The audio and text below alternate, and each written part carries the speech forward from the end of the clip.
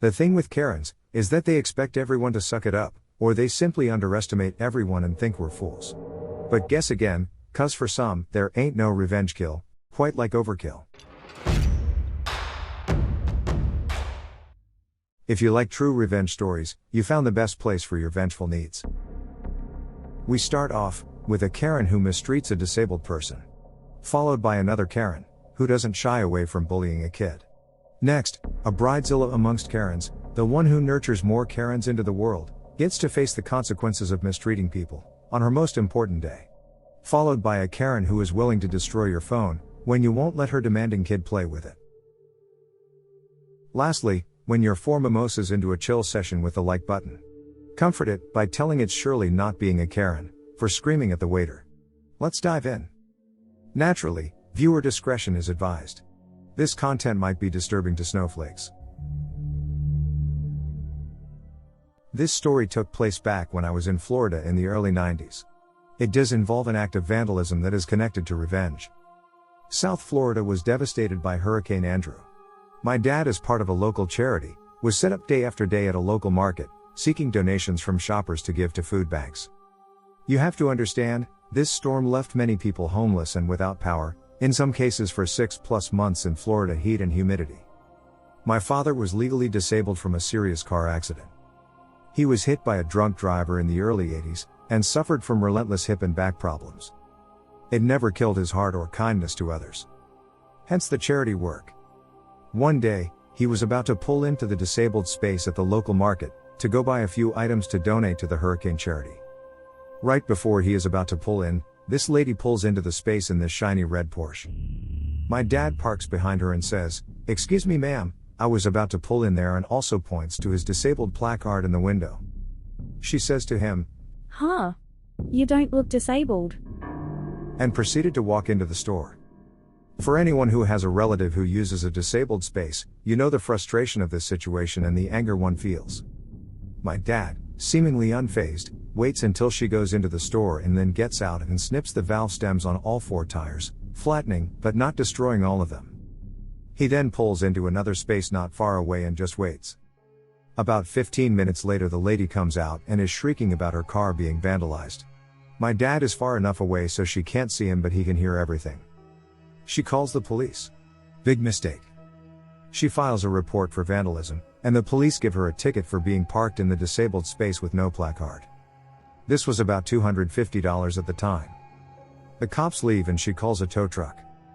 As the car is being loaded onto the truck, my dad pulls up and says to her, "You don't look disabled, but your car sure is." And then drives off. My dad could be a nice guy and pure savage when he needed to be. 6 months ago, a kid around 10 years old decided he liked my skateboard and tried to take it by force. I let my instincts get the better of me and jerked my hands up, causing the kid to hit his chin on my skateboard. His mom got mad at me. Kid tried breaking the skateboard, and his mom encouraged him. They completely shattered it and kept the pieces. They were isolated people in the community, but it appeared that the M had a good reputation otherwise and with the school.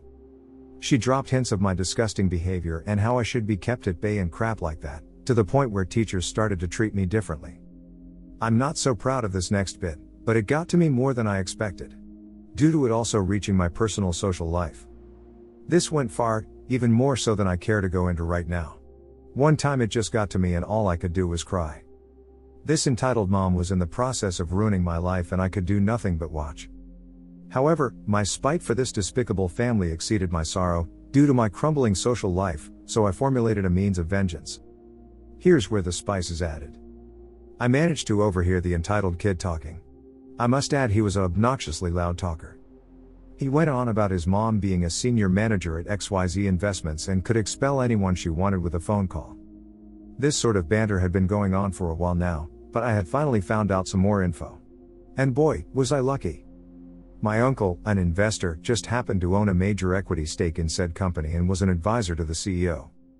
It's quite a small company that was just getting started, but I could tell was a major source of income for the family, as his dad was an alcoholic, who was infamous in the neighborhood because of this. I'm quite close with my uncle, he's like the 4th member of our family. He comes around often. As the day went by, I started inquiring more about this company. Turns out, the founder asks him for opinions on who to hire. I inquire about the employees of this company and who he'd consider firing. Yes, quite direct, but keep in mind I was desperate and this is my uncle. He said quite a few. But didn't go in all too deep. Turns out he didn't approve of the managers. I saw my opening. I told him about my incident with the Karen and he was enraged. He couldn't believe an employee could be so inhumane and misguided. While he was in his rage, I told him about her hurting my social life as well. Here comes phase 2. While my life felt like slowly melting away at the candle, I still had some loyal friends. I think you see where this is going. We started to spread rumors around school. Our school is a prominent LGBTQ supporter, so we spread the news he was against this. I don't think you will ever truly get how this broke him so fast as it did. I started to get emotional at school, spread rumors like. He called me a Nancy, and he said being gay is blasphemy, which made everyone somewhat wary about him. Even at his age, kids that age can be more cruel than grown-ups. His friends just stopped talking to him and were unsociable for a while. He was bewildered, not exactly informed about the happenings, and still tried talking to them. They just wouldn't respond. I tell you, his expressions were priceless. But this was the turning point. I caught him in a bad mood. A teacher seemed to have failed him and he was cussing randomly, building up a tantrum. So, I got my phone and began to record this fine specimen. Karma hits, and it hits hard. I managed a tape of him calling several girls lessies and a few teachers fricktards. Dear listener, I have 570 followers, nearly all of them my friends and or classmates. I put it on my story. After that happened, you might as well consider his reputation broken. He was called on by the principal, received a week's suspension, and any attempts to contact the school during this period was shunned. His mom would try to arrange meetings, but was shunned.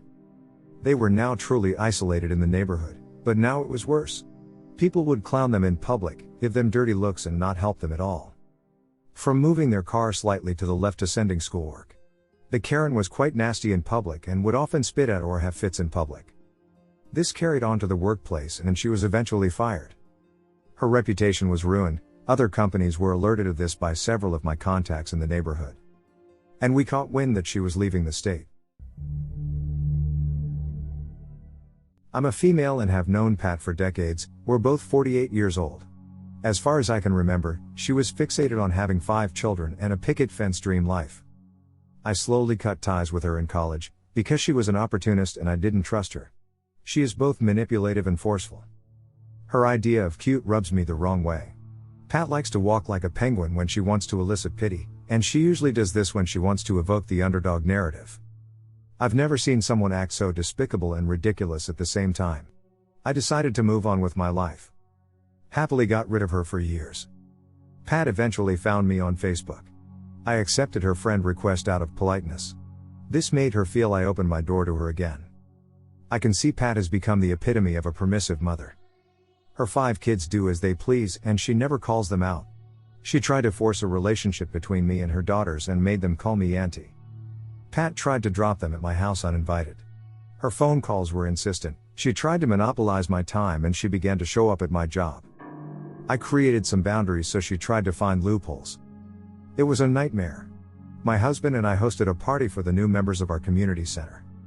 The community center is actually a very informal initiative and my husband and I mainly serve the homeless population. We prefer to help strangers instead of catering to potentially narcissistic acquaintances. We don't mind lending a hand. But we have encountered truly dishonest choosing beggars. There are other services, like one of the members who helps women get their wedding and prom dresses for free. The community center headquarters is actually a farm owned by an elderly couple. There is a barn, a venue and a very nice green field with an artificial lake and some fowl. They charge for the use of their facilities, but not for community-oriented stuff. Pat had always been salty at her husband for demanding that she go back to work after baby number 3. In the meantime, he worked 3 jobs. She demanded he get her pregnant to fulfill her dream of having 5 kids. He didn't agree, because he was already nearly 45 and felt like he might never be able to retire. She got away with bringing new babies into this world anyway. Her fascination with being pregnant comes from all the attention she gets. She had at least 1 miscarriage in between each kid. Pat latched onto our group. She never missed any of our activities. I hated having her in my house, But it was an open invitation that included virtually everyone, and she was very active as an event organizer. I didn't like the way her kids behaved. We have a designated area for parties and entertainment, but her kids ended up inside my bedroom. We ended up having to keep watch of them and enjoyed zero of our own party. I called her days later to get my point across, regarding their overall behavior, but she completely cut me off and began talking about herself instantly, saying her kids wanted to come visit again and use our pool. I never answered that. I didn't want to say, "No, I will not have your brats over." She also called me as summer was approaching specifically, to let me know her middle daughter was bored and wanted to spend a week at our home. I politely declined, citing that me and my husband have to work and cannot entertain guests. Pat paid no heed. Her kid called me on the weekend, calling me auntie, and attempted to coax me by saying, Mom says you invited me to spend summer with you. I quickly clarified, and offered an explanation to avoid hurting a kid's self-esteem. Never mind, her daughter just hung up on me. Pat's Facebook also showed some red flags. Some cryptic rants here and there were visible, along with friends' comments and complaints on how she asked a particular person to watch her kids only for a couple of hours, and ended up leaving them all day.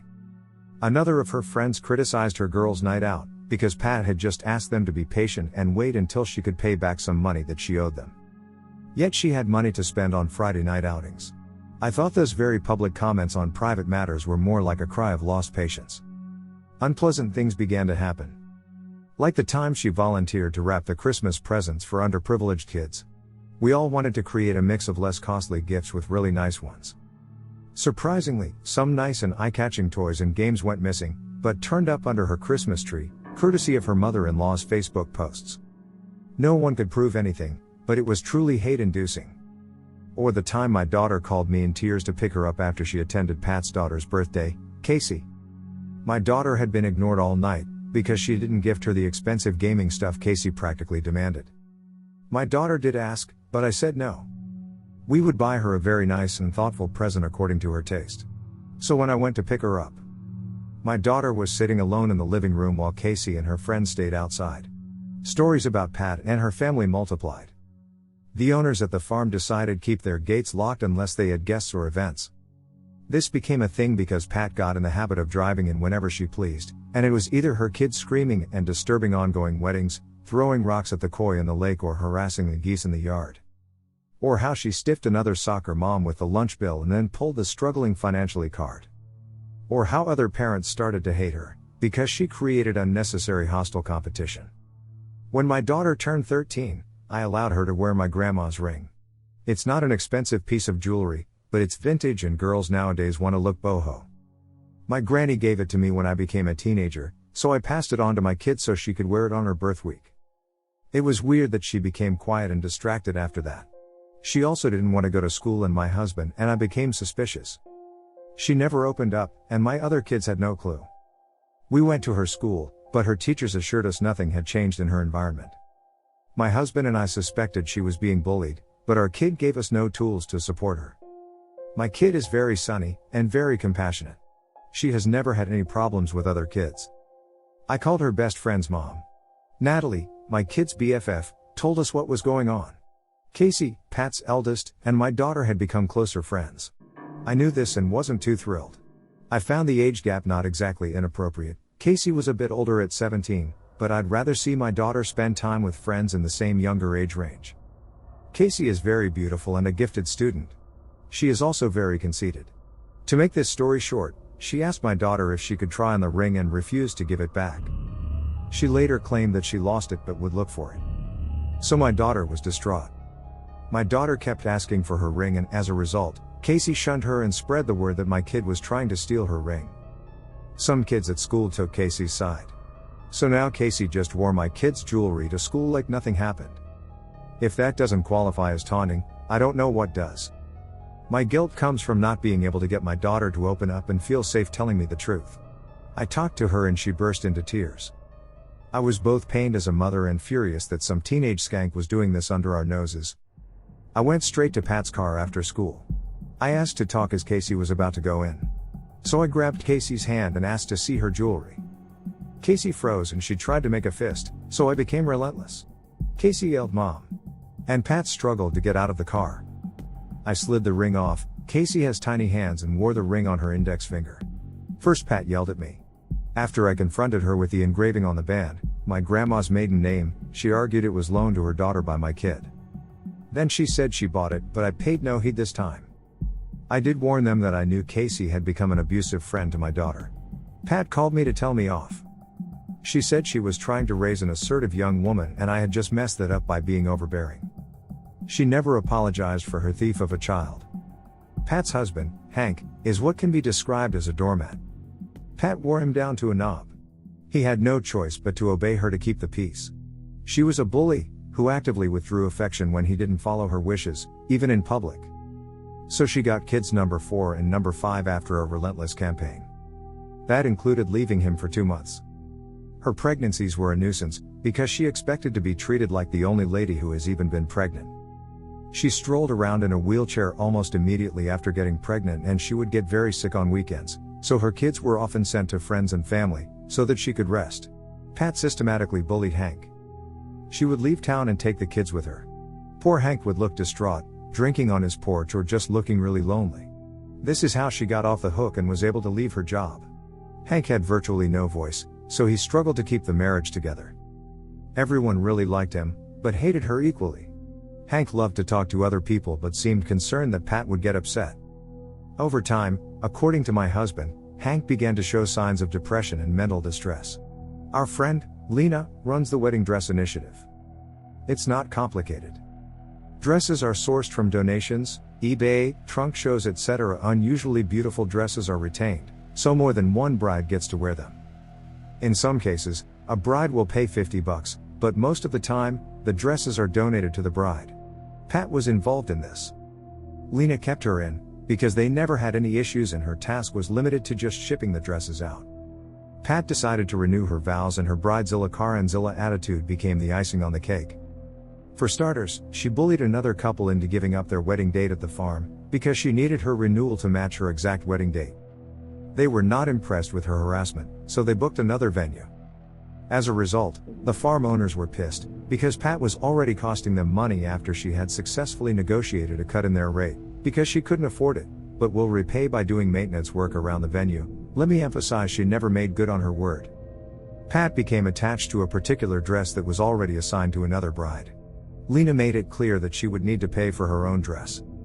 So Pat played it cool and shipped the wrong gown instead. She was adamant that it was the right dress, despite all the notes on Leah's agenda.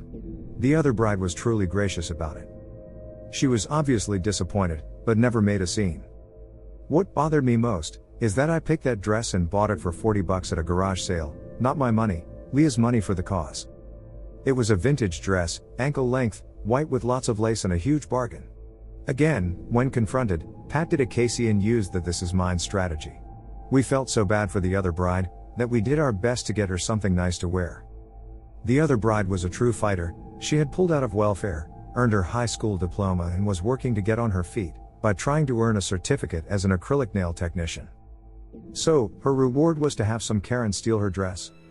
Pat never admitted to messing up, but just by the fact that she claimed it was her dress, we knew.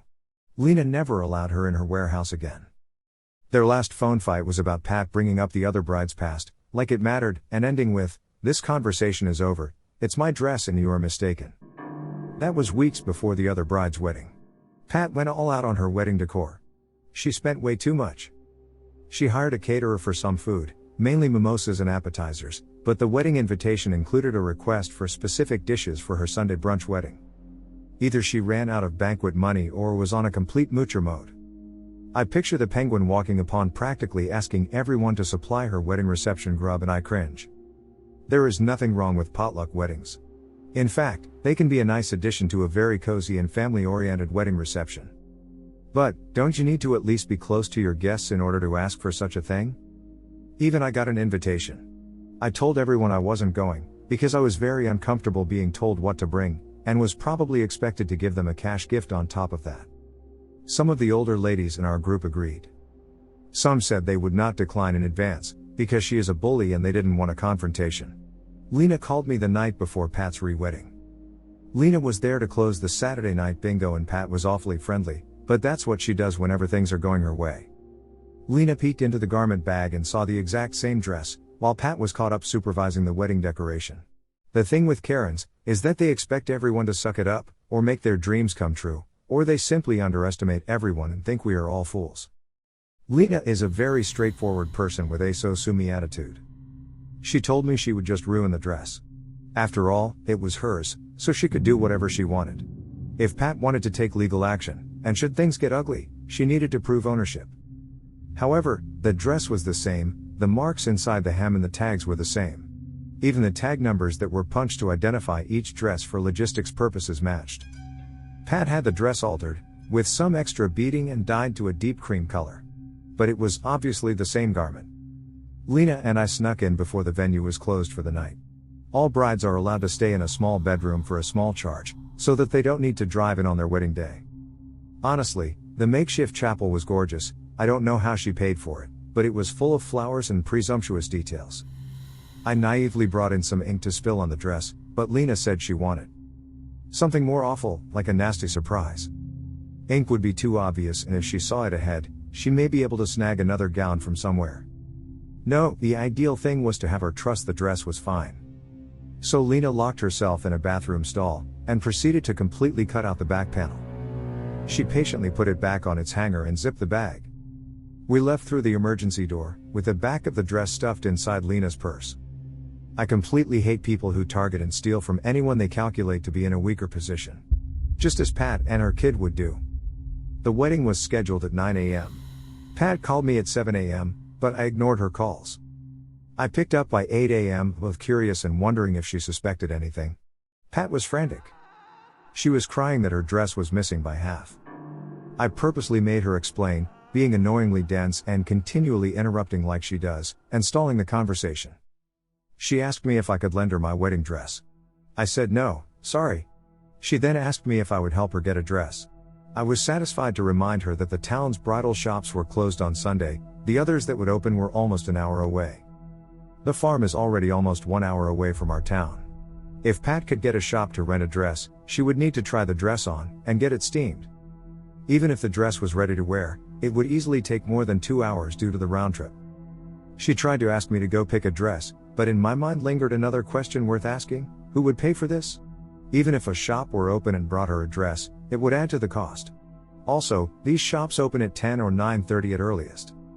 By time they got to her, it would be time to wrap up the wedding because she needed to clear the venue by 12 o'clock for the next event.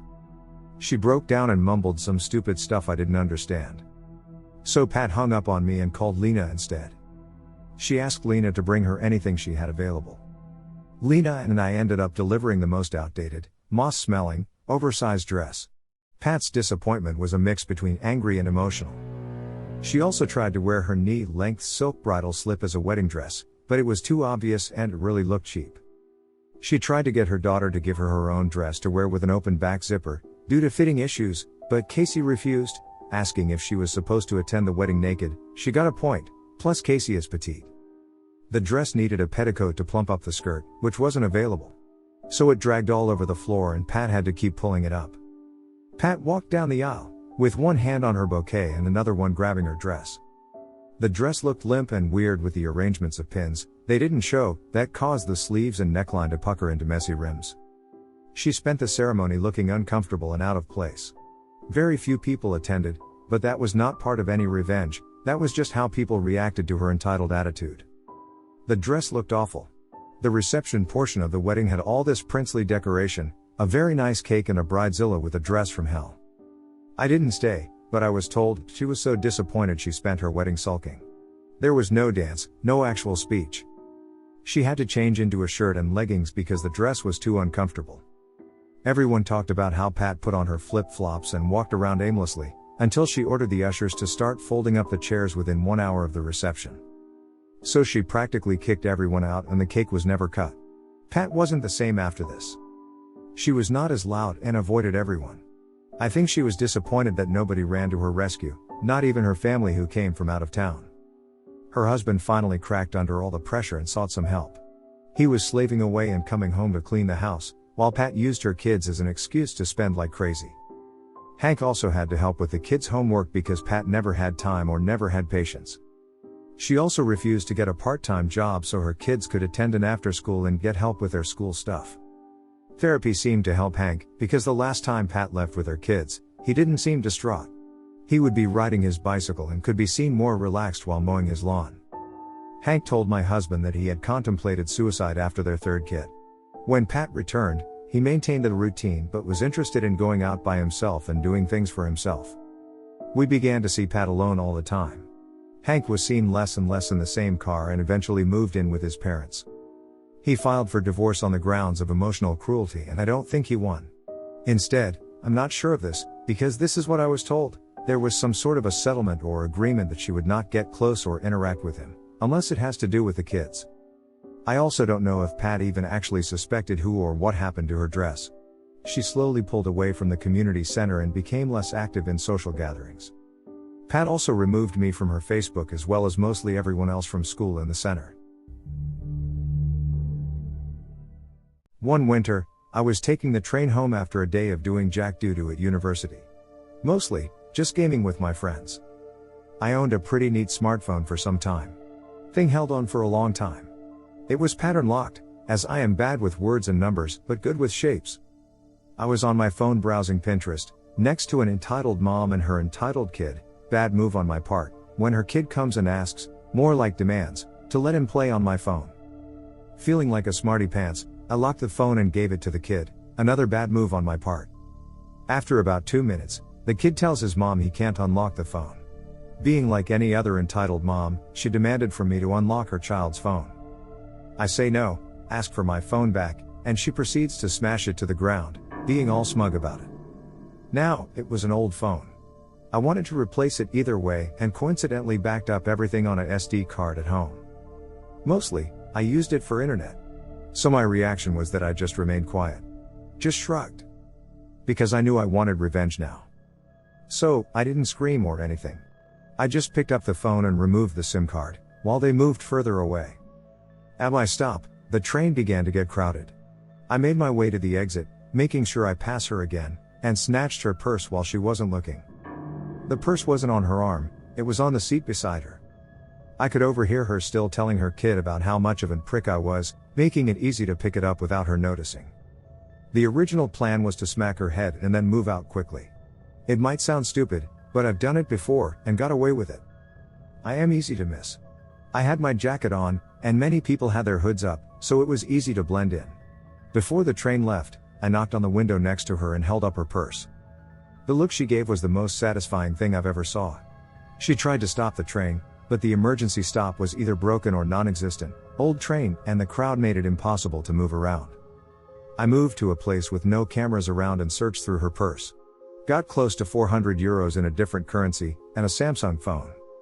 I tossed the purse in a trash bin outside, went to McDonald's and got a Happy Meal. I didn't regret anything.